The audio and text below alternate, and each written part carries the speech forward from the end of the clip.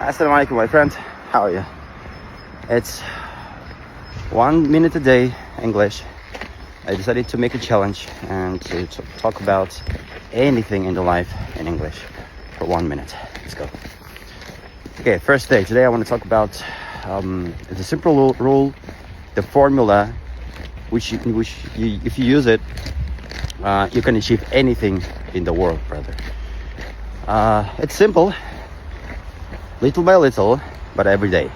Okay, whether you read a book or you start doing exercise or you're learning a language, if you just do it 5-10 minutes a day, in the beginning, yeah, you're not gonna see any result, no progress, no effect, nothing.